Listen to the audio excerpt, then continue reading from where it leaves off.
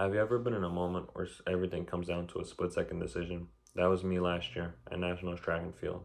I was the first leg for the 800-meter relay race. In this moment that I've been training for months, and all my practice came down to this one single day.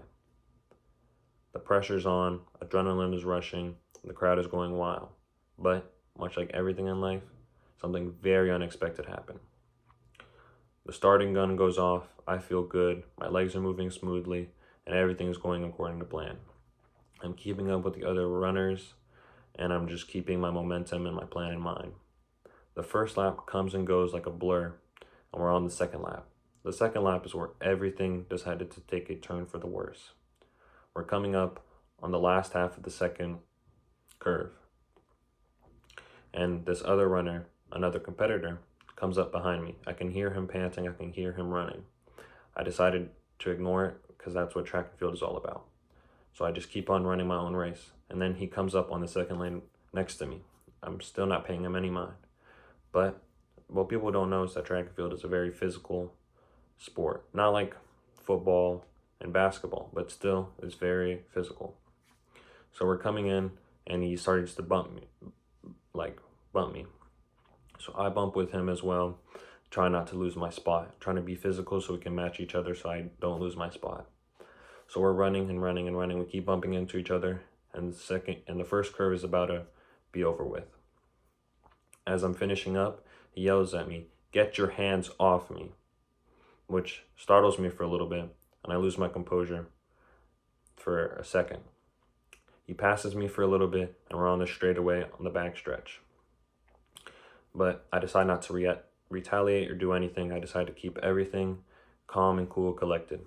So I'm just running my own race, just keep going, try not to pay him no mind, because I know that in track and field, if I try to retaliate or anything, that it would ruin my race and it would ruin my mindset. So I keep going, and I catch up to him on the last curve. In my mind, I'm filled with revenge, I'm filled with, determination to pass him. So as I keep running and running and running, I pass him, and I end up fourth in my leg, and I pass on the baton to my teammate. Now we ended up coming in fifth overall in the race, which isn't where we wanted to be, but I'm still very proud of my team.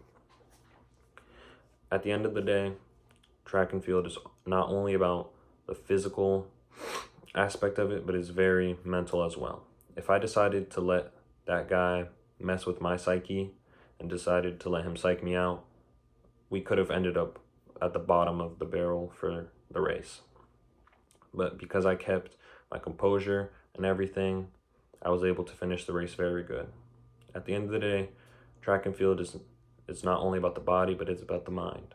So whenever I'm running, I always try to remember to stay calm, cool, collected, so I don't allow mistakes like that to happen again. I did decide to let his words get to me a little bit, and that's why he passed me. If I chose to just keep on running my own race and ignore him, nothing bad would have happened. But at the end of the day, I know that I ran my race good, and I kept what my coach always told me, to run your own race and don't worry about anyone else. So in track and field, everyone's going to try and distract you, whether it's outside or inside on the track. So I always try and keep that in mind.